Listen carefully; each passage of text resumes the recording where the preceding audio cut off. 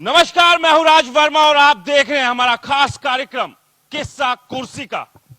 हरियाणा में 21 अक्टूबर को प्रदेश की जनता अपने मत का उपयोग करेगी। प्रदेश में अब आचार संहिता लग चुकी है, यानी कि प्रदेश में विधानसभा चुनाव का बिगुल बज चुका है। और इस बीच हम पहुंचे हैं हरियाणा के रेवाड़ी जिले में और यहां हम ये जानेंगे कि इन 5 साल में कितना विकास हुआ, कितना काम इस जिले में हुआ। 2014 में रेवाड़ी जिले की तीनों विधानसभा सीटों पर जनता ने बीजेपी को भरपूर प्यार दिया और तीनों ही सीटों पर बीजेपी ने इतिहास रचते हुए जीत दर्ज की। क्या एक बार फिर बीजेपी इतिहास रच पाएगी या जो दूसरे दल हैं वो जो राजनीतिक जमीन रेवाड़ी से उनकी खिसक गई है उसे दोबारा पा पाएंगे? तमाम मुद्दों पर बात करेंगे और हमारे साथ रेवाड़ी की जनता भी यहां पर मौजूद है। और सबसे पहले आप सबका स्वागत हम सबसे हमारे इस खास कार्यक्रम में जुड़ने के लिए। और हमारे साथ जो मेहमान अभी जुड़े हैं उनसे आपका परिचय करा देते हैं और उसके बाद किस्सा कुर्सी की डिबेट आगे हम बढ़ाएंगे। हमारे साथ आईएनएलडी से डॉक्टर राजपाल हैं, हमारे साथ कांग्रेस से वेद प्रकाश विद्रोही जी हैं और हमारे साथ बीजेपी से वंदना पोपली जी हैं। कुछ ही देर बाद हमारे साथ जेजेपी के मेहमान श्याम सुंदर भी जुड़ेंगे। माफी चाहूंगा, हमारे साथ श्याम सुंदर जी हैं।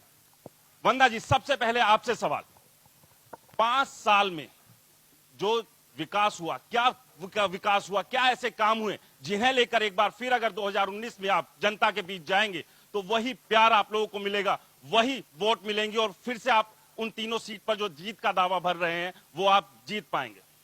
देखिए राज, मैं कहना चाहूंगी कि 30 साल बनाम 5 साल की बात करूंगी। 30 साल कांग्रेस का राज रहा, अगर मैं रेवाड़ी पर्टिकुलरली रेवाड़ी की बात करूं, और उस समय इतना बुरा हाल था रेवाड़ी का, और पिछले 5 साल में पूरी काया पलट हो चुकी है। और ये काम जो है भारतीय जनता पार्टी की सरकार में हुआ है।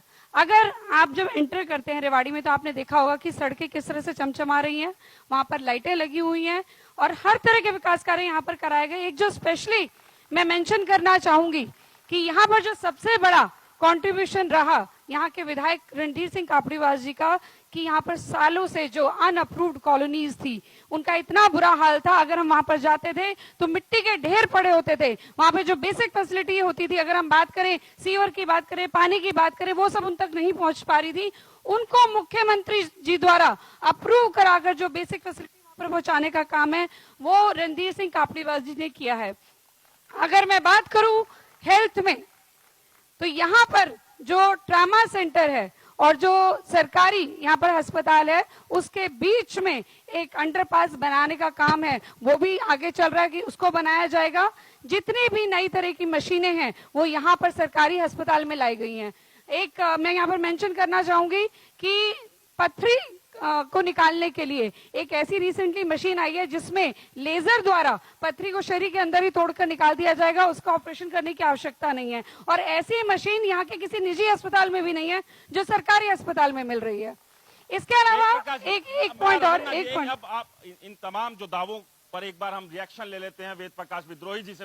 वेद प्रकाश जी, क्या लगता है इन 5 साल में वो जो चमकती हुई सड़कों की जो बात कर रही है वंदना जी, जो स्वास्थ्य में जो बात की जा रही है कि स्वास्थ्य सेक्टर में जो है वो काम किया है, लगता है कि काम हुआ है? सबसे पहले तो मैं अपने दोनों सहयोगी साथियों को 21 अक्टूबर के चुनाव के लिए शुभकामनाएं देता हूं। मैडम ने कहा कि 5 साल में रेवाड़ी का अभूतपूर्व विकास हुआ।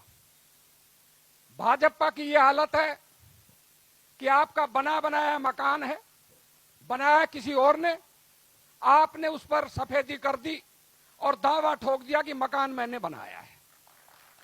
ये जो चमचमाती सड़कों की बात कर रही हैं, ये सड़कें पहले से ही बनी हुई थी, कुछ प्रोजेक्ट सारे पहले के हैं, इन्होंने कुछ रोडियां बिछा दी। ये दावा कर रहे हैं कि इन्होंने बहुत अभूतपूर्व काम कर दिया। इन्होंने कहा हेल्थ केयर की बात कही, बोलने दीजिए आप सर। इन्होंने हेल्थ के सर आप लोग सुन लीजिए, उसके बाद 2014 में जब इलेक्शन हुए थे टूटी हुई सड़क छोड़कर गए थे और उस सड़क को बनाने का काम भारतीय जनता पार्टी ने किया। श्याम सुंदर जी, शोर मचाओगे उससे अपना घर भरने का काम किया कांग्रेस कुछ ने। नहीं होने वाला। श्याम सुंदर जी, आप इनको श्याम सुंदर जी, नहीं, मुझे अपनी बात आपसे- पूरी कर ली। भाई साहब, क्या तो आप हमें बुलाते क्या नहीं? जो दावा माफ किया जा करना, रहा है एक बीजेपी और मिनट। कांग्रेस की तरफ से, माफ वेद करना, प्रकाश जी क्या जो- तो आप हमें वेद बुलाते प्रकाश- नहीं? वेद प्रकाश जी, नहीं, नो नो नो, पूरा मैं पूरी एक बात घंटे का को समय है, सर। मैं इस बात को पूरा मैं स्वीकार आपको नहीं करने समय वाला। दूंगा, सर। मैं अपनी बात को पूरी पूरा कहूंगा। मैं आपको- क्या तो आप हमको आप बुलाते बैठिए, नहीं? सर आप बैठिए, अगर सर। शोर वो के नेताजी द्वारा हैं वहाँ। आप सर वहाँ डिबेट नेताजी को हैं, सर नेताजी करेंगे, यही यही तरीका है, यही तरीका नहीं है। डिबेट होगी। जब एक डिबेट हो रही है, आप एंकर अगर तक को रोक रहे हैं, मीडिया को भी रोक रहे हैं। डिबेट नहीं होगी। आप बैठिए, बैठिए अभी। डिबेट सर, में प्रोग्राम शोर शुरू करोगे हुआ। तो बहुत डिबेट समय, नहीं बैठिए। होगी। अगर आप डिबेट करना वेद प्रकाश चाहते जी, हैं चल, तो पूरी शालीनता कीजिए से आप, कीजिए। पूरी चुप कीजिए रहिए आपकी भाई, बात। चुप रहिए। अपने इन्होंने दर्शकों हेल्थ की से बात मैं की। अनुरोध करूंगा, इन्होंने दर्शक हेल्थ की अपने बात की। प्रबंधकों से कहिए, इन्होंने हेल्थ की बात पहले की। आप- इन्होंने बात को हेल्थ पूरा की होने बात की। मादरा स्वराज के अंदर जुलाई 2014 के अंदर मेडिकल कॉलेज सैंक्शन हुआ था।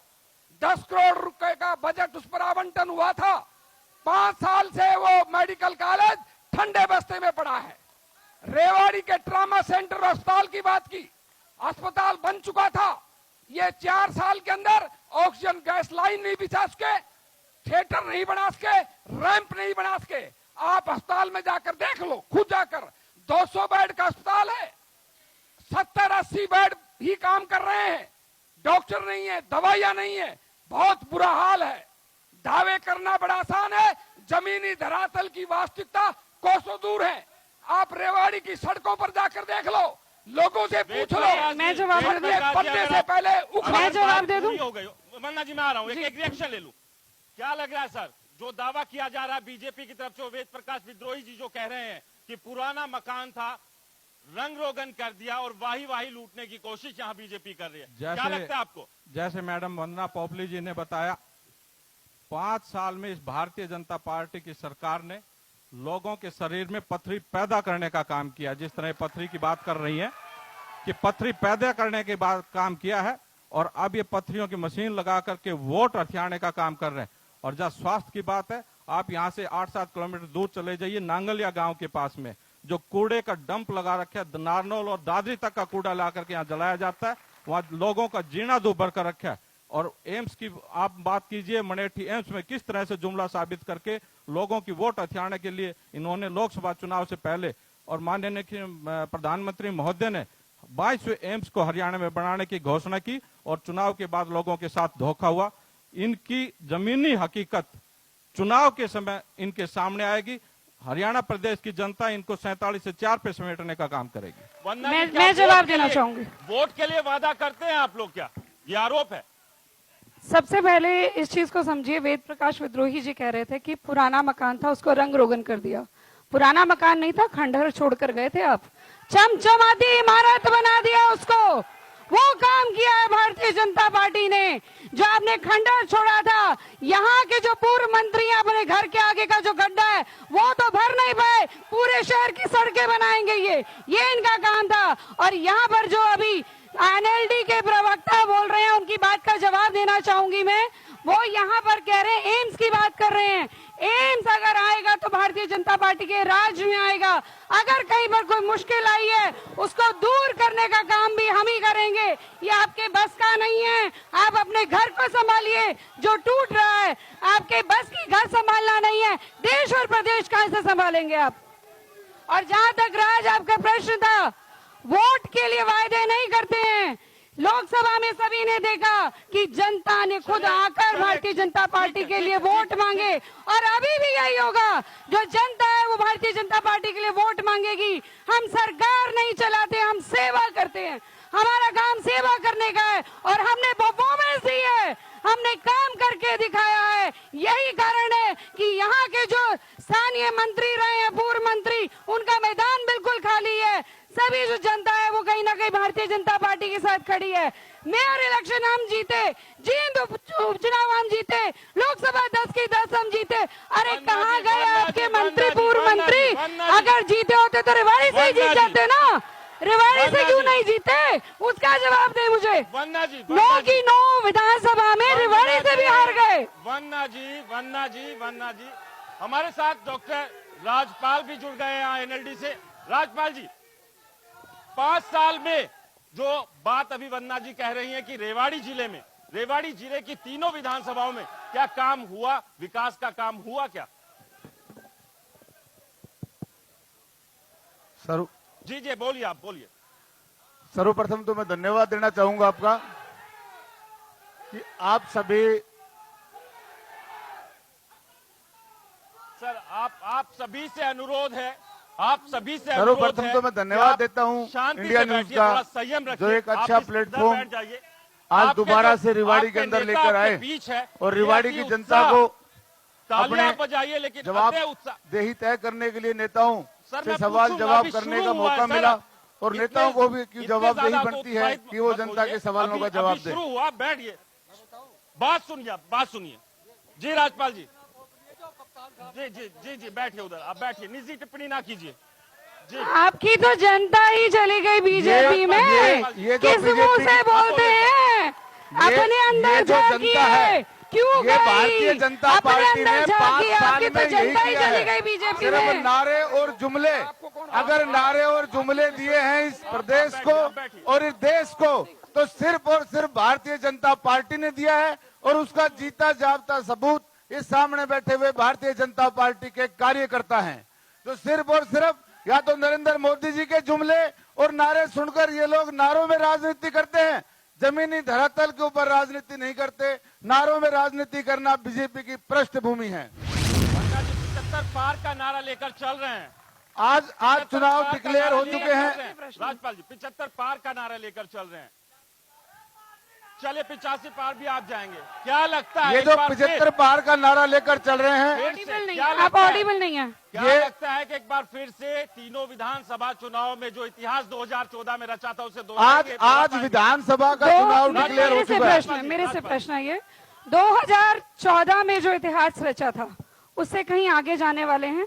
75 बार का नारा जरूर दिया मुख्यमंत्री जी ने, लेकिन 85 बार करके दिखाएंगे। ये जनता का प्यार है, जो जनता का प्यार जन आशीर्वाद यात्रा में दिखाई दिया, जो लोकसभा में दिखाई दिया, जो मेयर के इलेक्शन में दिखाई दिया, जो जींद उपचुनाव में दिखाई दिया, और वो अब दोबारा से जादू चलने वाला है। क्योंकि इसका एक बहुत बड़ा कारण मानती हूँ मैं, मोदी जी ने राजस्थान और मध्य प्रदेश में भी चला था। भारत माँ के ललाट में जो 370 का काला धब्बा था उसको मिटाने का काम किया। और जो आदरणीय मुख्यमंत्री जी है, उन्होंने बिना अब इनको पर्ची चुप बिना करो। खर्ची इनको नौकरी देने का काम किया।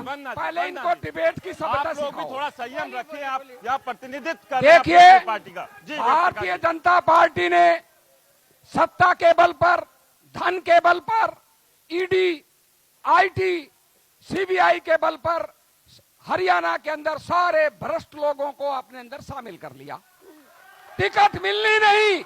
आप मेरी बात याद रखना, 7 दिन बाद जब टिकटों का बंटवारा होगा, भाजपा में इतना भारी विस्फोट होगा कि 75 तो छोड़िए, इनको 25 सीट मिलना भी मुश्किल हो जाएगा। कैसे और निपटेंगे? जहां तक आपके स्थानीय विधायक जी हैं, विधानसभा में मैं उनको शुभकामनाएं देता हूं, पर मुझे नहीं लगता मेरे से कि प्रश्न- राव इंद्रजीत रणधीर जी को टिकट लेने देंगे। वो अपनी बेटी को टिकट दिलवाने के लिए रणधीर सिंह जी को, घोषणी के विधायक को, प्रकाश जी ठीक है। राज, आपका जवाब प्रश्न अटेली के मेरे से विधायक है। को, नांगल चौधरी के कुछ विधायक दिनों को पहले- भेड़िया कह रहे हैं, भेड़िया। निपटेंगे। कुछ दिन बहुत पहले लंबी चौड़ी अनिल फहरिस्त- जैन जी, बिल्कुल लिस्ट की दावेदारी की बहुत लंबी चौड़ी फहरिस्त है, कैसे निपटेंगे? लोकतांत्रिक पार्टी है, सभी का अधिकार है। अगर उनको लगता है कि हम इलेक्शन लड़ सकते हैं तो सभी कह रहे हैं। लेकिन कुछ दिनों पहले अनिल जैन जी रेवाड़ी में आए थे और उन्होंने सभी से पूछा कि आपको मालूम है आपका प्रत्याशी कौन है?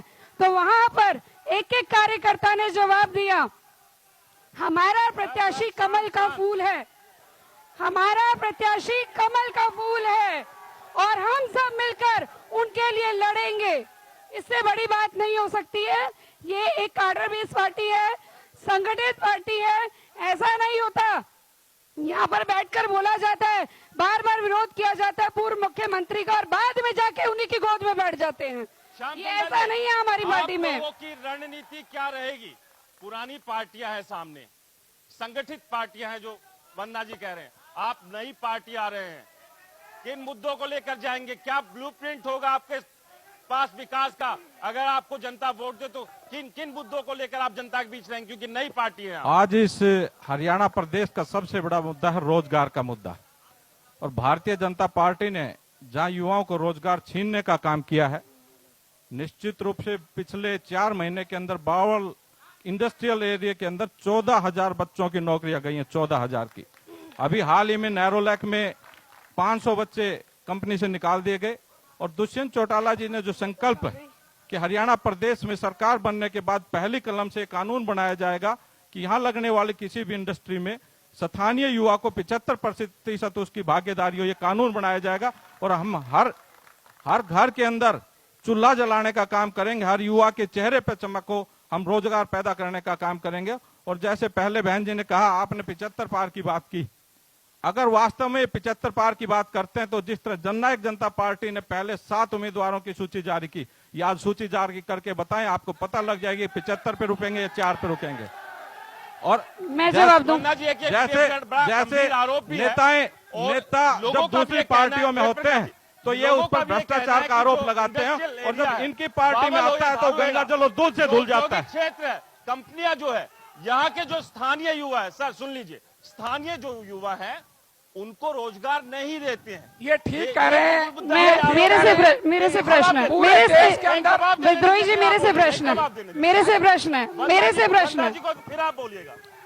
राज, जहां तक आप बात कर रहे हैं रोजगार की, अभी भाई साहब भी यहाँ पर बात कर रहे थे, तो आपको बताना चाहूंगी कि एक समय ऐसा था कि जब 10वीं पास व्यक्ति भी है, 5 साल पहले की बात अगर मैं करूं, वो प्रॉपर्टी डीलर बनकर प्रॉपर्टी का काम किया करता था। और जितने भी हमारे एजुकेटेड लोग हैं वो कहीं से कमा नहीं पाते थे, उनको काम नहीं मिल पाता था। वो जो गुब्बारा है वो फोड़ने का काम जो है भारतीय जनता पार्टी ने किया है। बिना पर्ची बिना खर्ची जो नौकरी देने का काम है वो भारतीय जनता पार्टी ने किया है। और ये जो योग्यता के आधार पर नौकरियां दी जा रही हैं, पहले चहेतों को नौकरियां दी जाती थी, जेब में पर्ची चला करती थी, और अब घर में बैठे बैठे सबके लेटर आ रहे हैं। वो सबसे इम्पोर्टेंट बात है, मैं मानती हूँ। वेद प्रकाश जी, ये जो पर्ची का आरोप है, ये जो पर्ची का आरोप है, ये आप पर ही है, क्योंकि 10 साल सरकार आपकी रही थी। इनकी पर्ची और खर्ची का जवाब मिला कि जो पर्ची के लिए खर्ची हरियाणा के इतिहास में पहली बार हरियाणा सर्विस सिलेक्शन बोर्ड के चेयरमैन को खुद भाजपा खट्टर सरकार ने सस्पेंड किया। 10 कर्मचारी भ्रष्टाचार के आरोप में आज भी जेल में बंद है। इनकी रोहतक की एक महिला नेत्री पूनम पूरा, उसका वीडियो वायरल हुआ कि 2-2 लाख रुपए में नौकरी दिलवाऊंगी, पुलिस उसे गिरफ्तार करने वाली है। लगातार हमारी और अगस्त माह में सीएमआई ने आंकड़े जारी किए कि पूरे देश के अंदर बेरोजगारी की दर 8.2% है। वही हरियाणा में बेरोजगारी की दर